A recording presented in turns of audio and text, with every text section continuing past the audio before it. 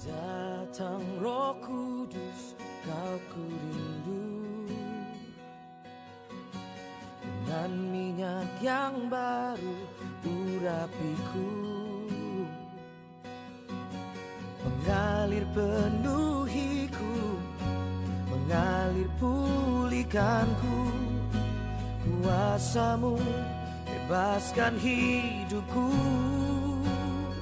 Satu yang ku rindu, bersekutu denganmu, bawaku lebih lagi tinggal di dalam-Mu, nikmati hadirat-Mu, jamahlah seluruh hidupku. Urapan-Mu mengubah hidupku.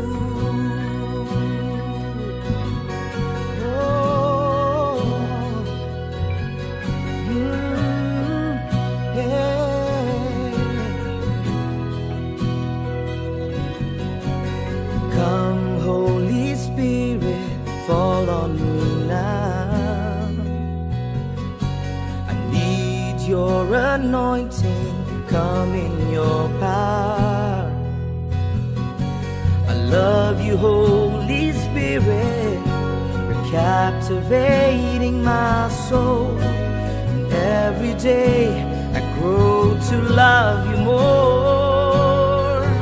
I'm reaching for your heart, you hold my life in your hands, drawing me closer to you. I feel your power in you. Nothing compares to this place where I can see you face to face. Shalom Bapak Ibu Saudara yang kasih Tuhan. Apa kabar hari ini? Saya percaya kita semua punya kabar yang luar biasa, amin. Karena kita mempunyai Tuhan yang luar biasa, kita mempunyai Tuhan yang hebat, sehingga sampai hari ini kita masih diberi kesempatan untuk kita beribadah. Walaupun dengan keterbatasan saat ini, tapi saya percaya bahwa kuasa Roh Kudus, kuasa Allah tidak terbatas. Terima kasih Roh Kudus. Terima kasih Yesus, karena kebaikan-Mu, karena kemurahan-Mu, kami masih tetap bisa Tuhan untuk beribadah walaupun secara online Tuhan. Dan kami percaya kuasa-Mu tak terbatas Tuhan. Kau menjamah setiap kami yang di rumah. Terima kasih Yesus, terima kasih. Kami sangat merindukan lawatan-Mu, kami sangat merindukan pencurahan Roh-Mu atas kami. Kami siap memberikan terbaik bagi Engkau, kami siap Tuhan menyembah Engkau. Terima kasih Roh Kudus. Haleluya. Sebab Engkau Allah yang baik, sebab Engkau Allah yang besar, sebab Engkau Allah yang luar biasa dalam hidup kami Tuhan.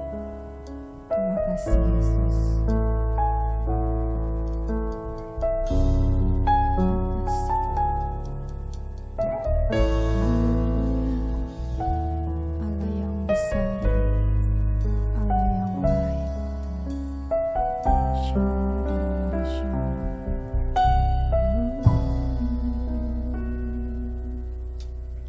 Yesus,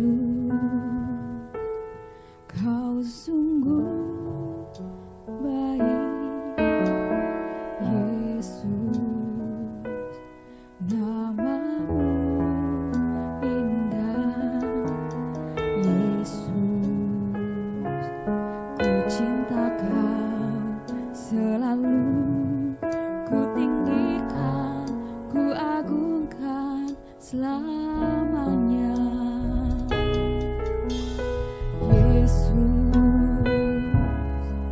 Kau sungguh baik.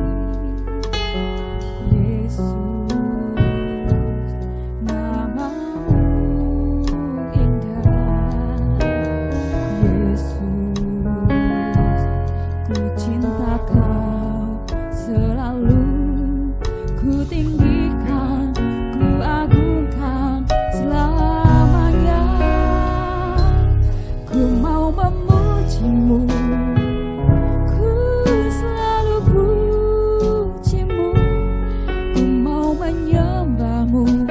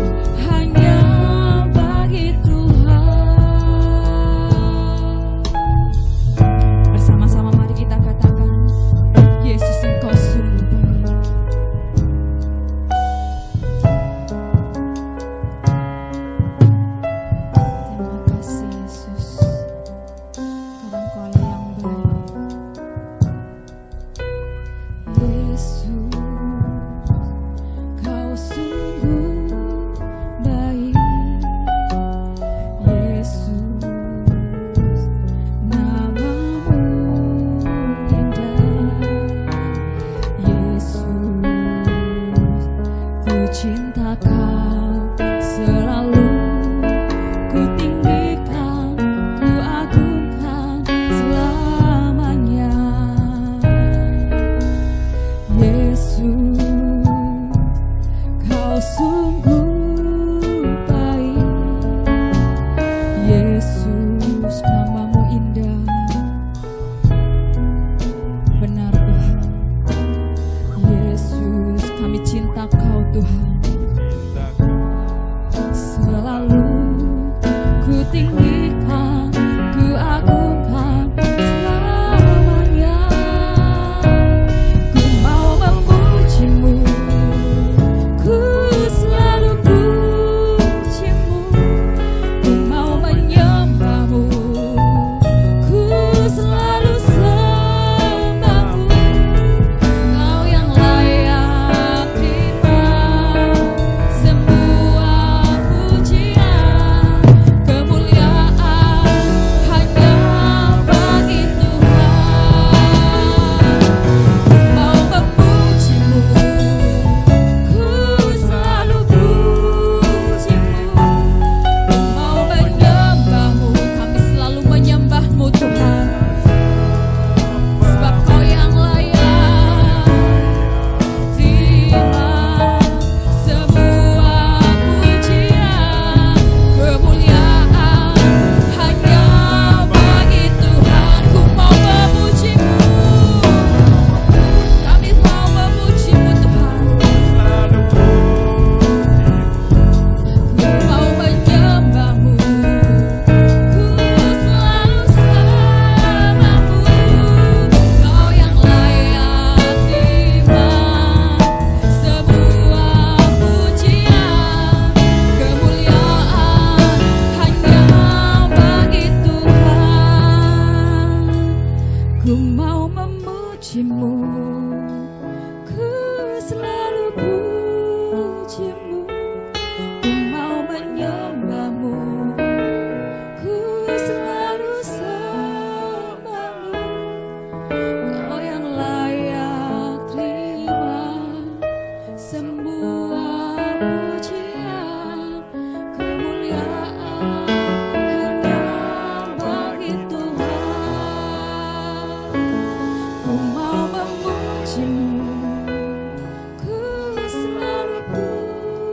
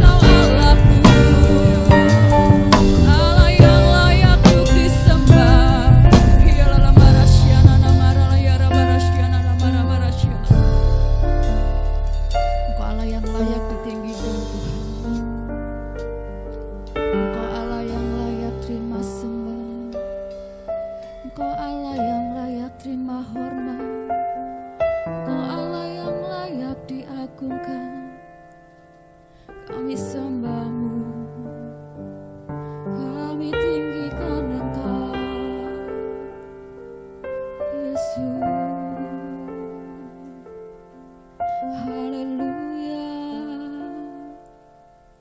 Yesus, Kau yang layak Tuhan, Allah yang baik, Allah yang kudus, Allah yang ajaib, Allah yang penuh kasih. Haleluya, haleluya, Engkau yang kudus, Engkau yang layak. Haleluya, haleluya, haleluya. Ku sembah Engkau Tuhan, ku tinggikan Engkau, ku agungkan Engkau, Raja di atas segala raja. Engkau yang layak Tuhan, Engkau baik, Engkau luar biasa, Engkau baik, Engkau baik, Engkau baik, Engkau baik Tuhan, Engkau baik, Engkau baik Yesusku. Haleluya, haleluya. Kuasa-Mu tak terbatas Tuhan, hadirat-Mu tak terbatas Yesus. Terima kasih, terima kasih Yesus. Kami sembah Engkau Tuhan, dan kami tinggikan Engkau. Engkau melihat setiap kami Tuhan, setiap jemaat-Mu yang rindu akan kuasa-Mu, setiap jemaat-Mu yang rindu akan Engkau Tuhan. Terima kasih. Ku sembah kudus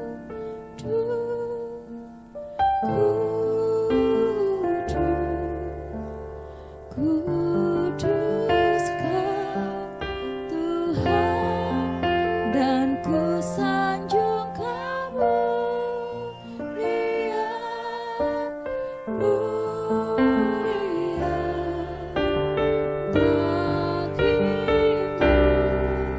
Tuhan. Katakan ku sembah kudus,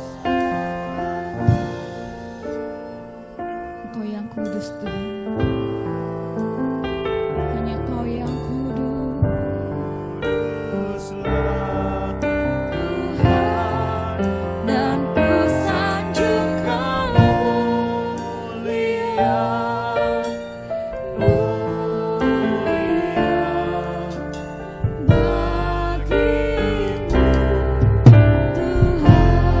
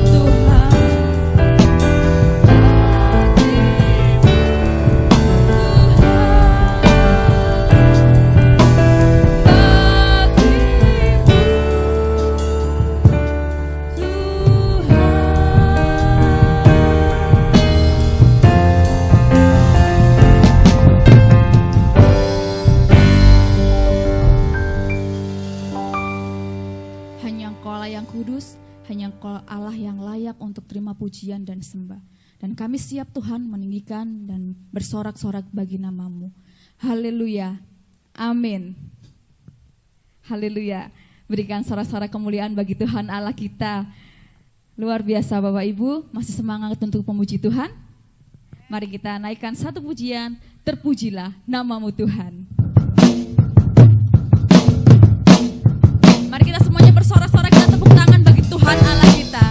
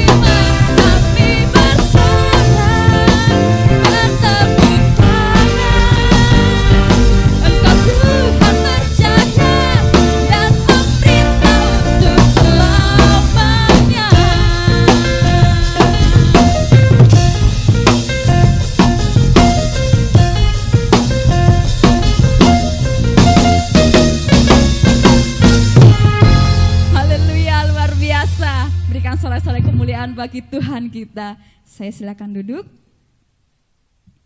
Ya, tiba saatnya kita akan mendengarkan firman Tuhan. Mari Bapak Ibu Saudara, kita mengambil saat teduh. Kita meminta pertolongan pada Tuhan. Biar semua pikiran kita difokuskan untuk mendengarkan apa yang Tuhan ingin sampaikan. Terima kasih Tuhan. Tiba saatnya Engkau akan berbicara, Yesus. Kuasailah hati pikiran kami Tuhan.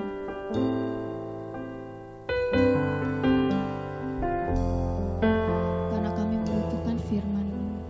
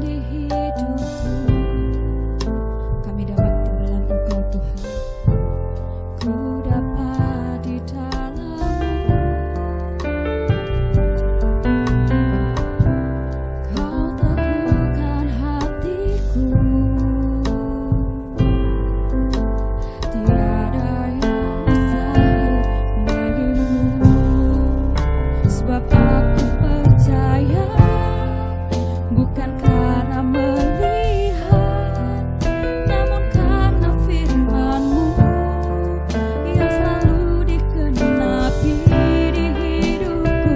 Ku percaya bukan karena melihat, namun karena firman-Mu tiada pernah berubah.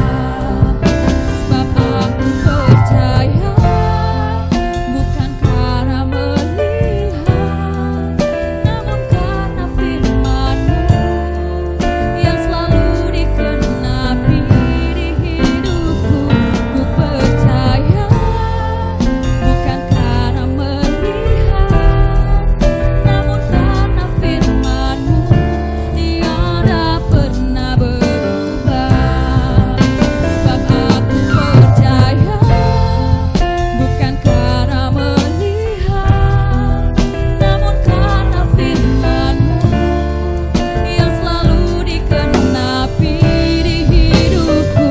Ku percaya bukan karena melihat, namun karena firman-Mu tiada pernah berubah. Sebab aku percaya bukan karena melihat, namun karena firman-Mu yang selalu digenapi dalam hidup kami, Tuhan. Kami percaya bukan karena kami melihat,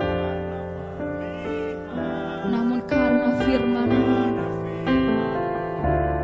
yang tiada pernah berubah. Sekali lagi katakan, sebab aku percaya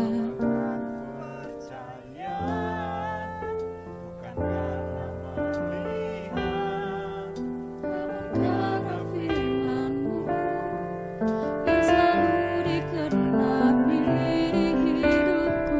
Ku percaya bukan karena melihat, namun karena firman-Mu tiada pernah berubah. Sebab aku percaya bukan karena melihat, namun karena firman-Mu yang selalu dikenapi di hidupku.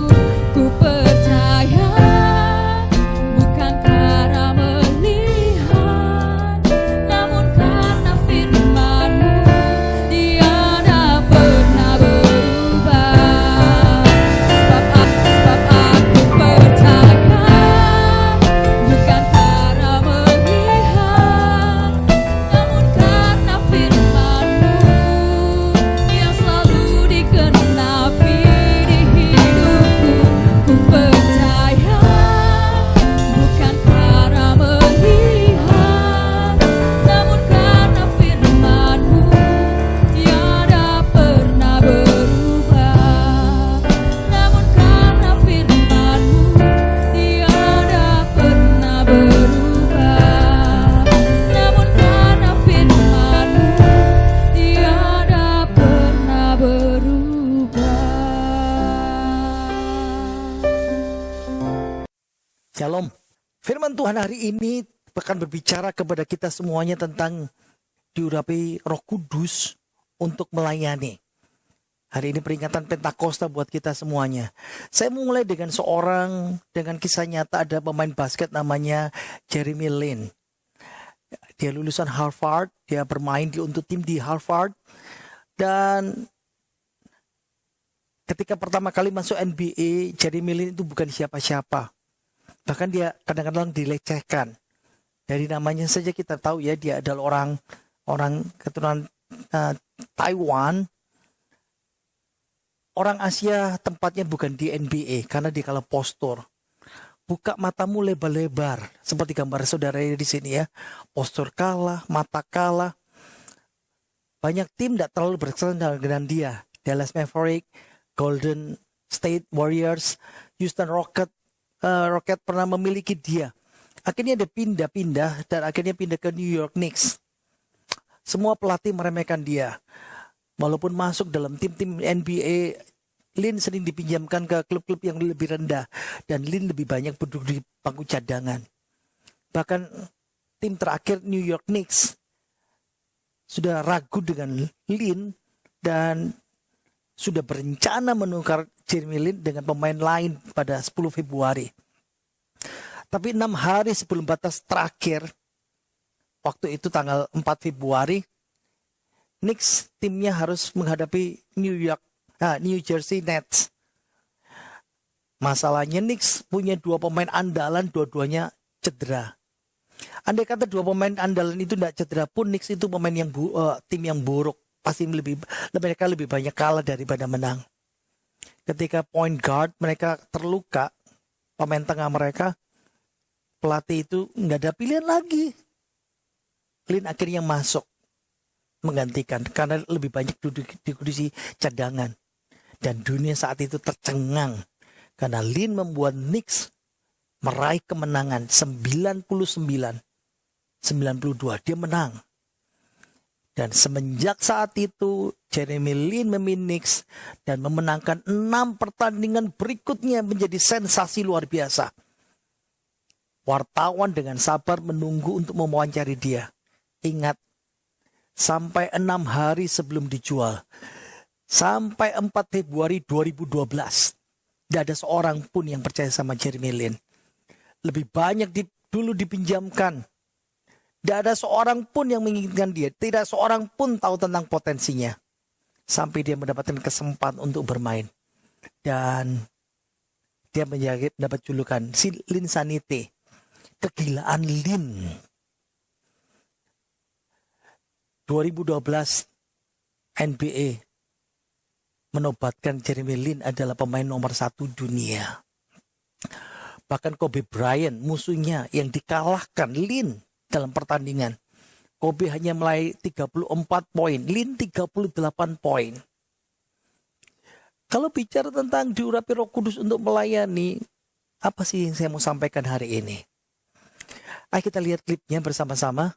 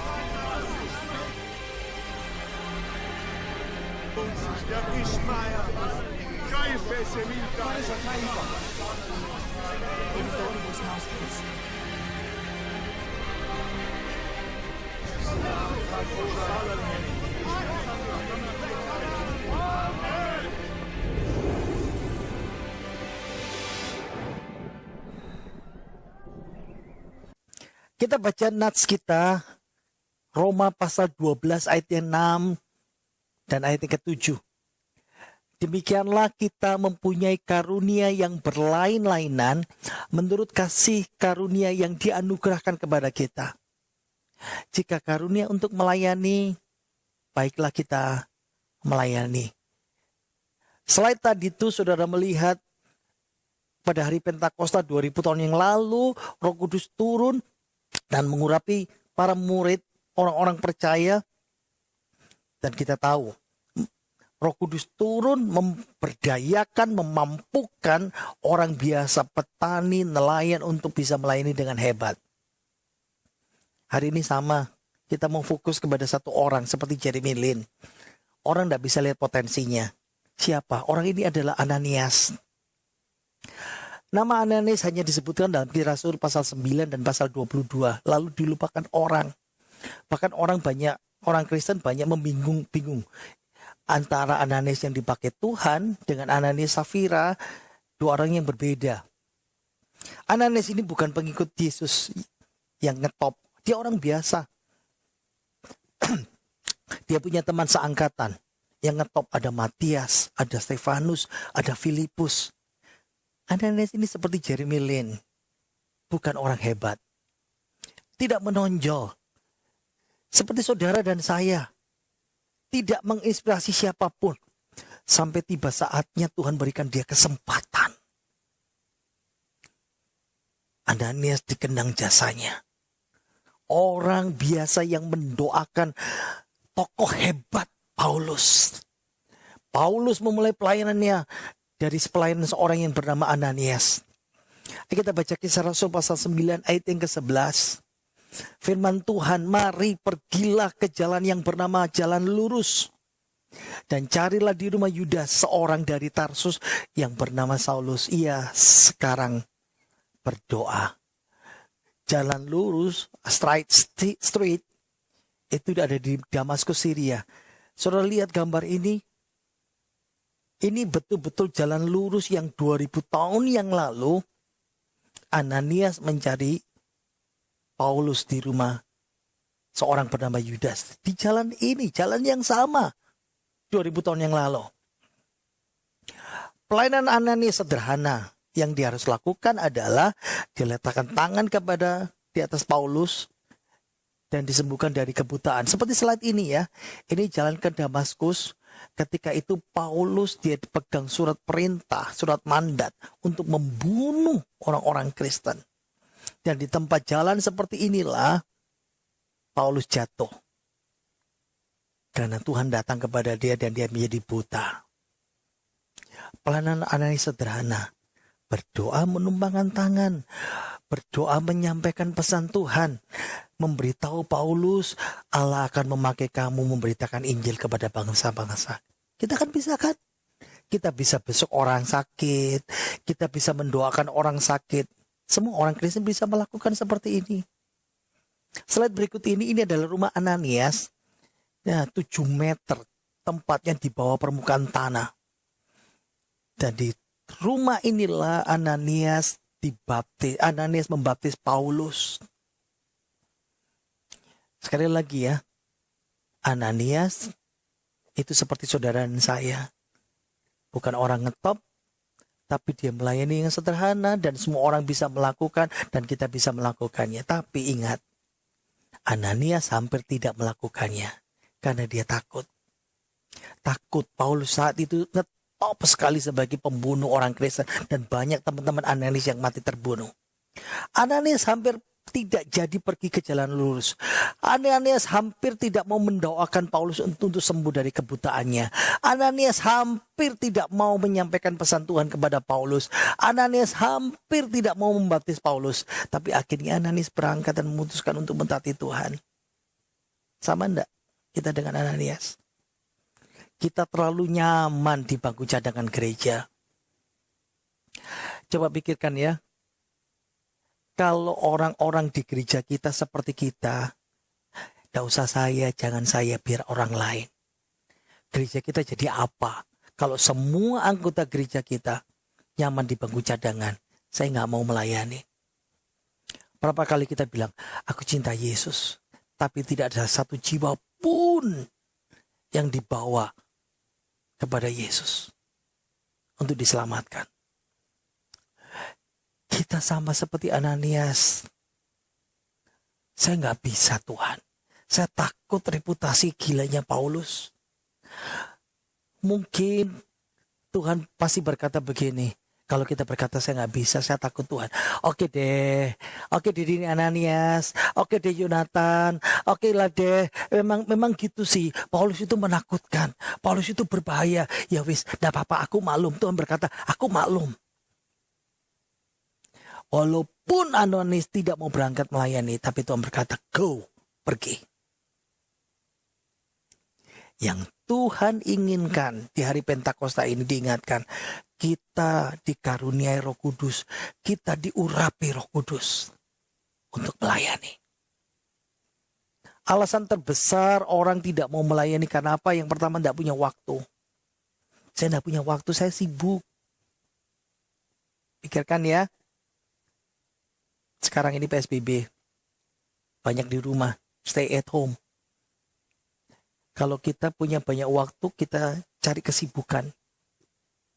Mau nonton drama yang berpuluh-puluh seri.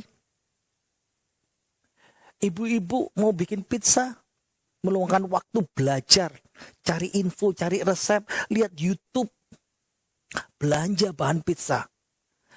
Kita sekarang, oke, situasi normal misalnya, mau liburan, langsung usaha, cari info, di mana tempatnya, berapa biayanya. Kalau orang berkata, saya tidak punya waktu untuk melayani Tuhan, itu berarti saya tidak mau melayani Tuhan. Karena tidak mau meluangkan waktu untuk melayani Tuhan. Kita tidak peduli karena kita tidak mau meluangkan waktu untuk melayani Tuhan. Ingat, Tuhan ingin kita diurapi supaya melayani Tuhan. Ada yang berkata alasan kedua, saya capek. Saya mau pensiun. Masih banyak yang lain masih antre. Saya sudah cukup lama melayani Tuhan. Melihat pelayanan sebagai beban. Oke, paham. Kadang-kala Tuhan mengizinkan juga hamba-hamba Tuhan. Tokoh-tokoh Alkitab, pemimpin Elia, Musa dan semuanya. Sesekali mereka berkata, aku mau break dulu Tuhan. Tapi cuma sebentar. Pelayan yang baik, dia akan kembali lagi melayani setelah recovery. Yang Tuhan inginkan kita diperlengkapi, dikarunia Roh Kudus, diurapi Roh Kudus untuk melayani. Alasan ketiga, saya nggak bisa apa-apa.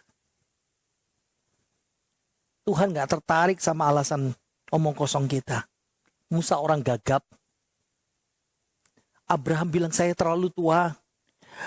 Orang bilang Daud mukanya kemerah-merahan masih muda.